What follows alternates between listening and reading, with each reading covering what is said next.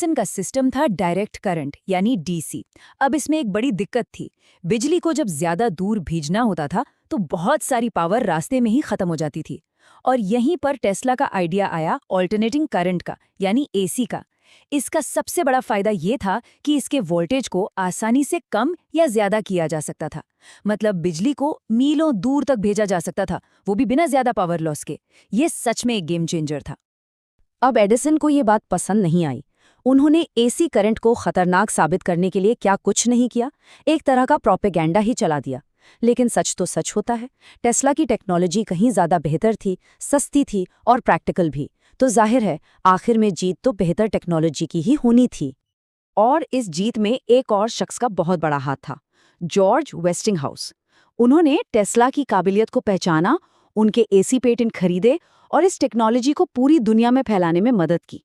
आज हमारे घरों में जो बिजली आती है ना, उसका जो पूरा ग्रिड सिस्टम है, उसकी नींव असल में वहीं रखी गई थी। लेकिन अगर आपको लगता है कि टेस्ला की सोच सिर्फ बिजली के तारों तक ही थी, तो आप गलत हैं। उनके सपने तो इससे कहीं कहीं ज्यादा बड़े थे। ऐसे सपने जो आज भी हमें सोचने पर मजबूर कर देते हैं। वो एक ऐसी दुनिया देख रहे थे जहां तार हों ही ना, एक वायरलेस दुनिया।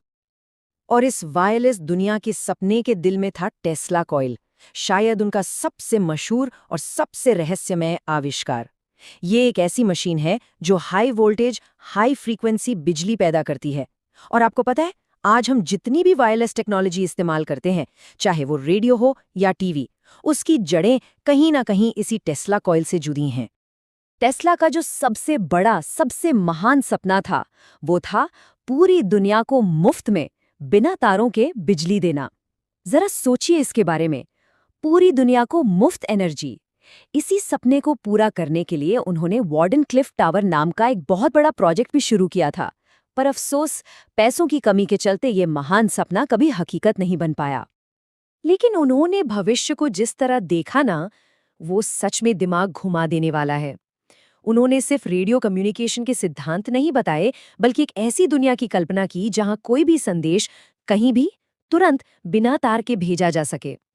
सच तो ये है कि आज हम जो स्मार्टफोन, वाईफाई, रिमोट कंट्रोल इस्तेमाल करते हैं, इन सब टेक्नोलॉजी की नींव टेस्ला के आइडियाज पर ही रखी गई है। वो चीजें जिनके बिना आज हम अपनी जिंदगी सोच भी नहीं सकते। और अब हम इस कहानी के आखिरी पड़ाव पर हैं। एक ऐसा अध्याय जो एक जीनियस के दुखद अंत के बारे में है, और उस पहचान के बारे में जो उन्हें उनके जाने के बाद मिली। ये कहानी का सबसे दुखद हिस्सा है। अपनी जिंदगी के आखिरी सालों में टेस्ला एकदम अकेले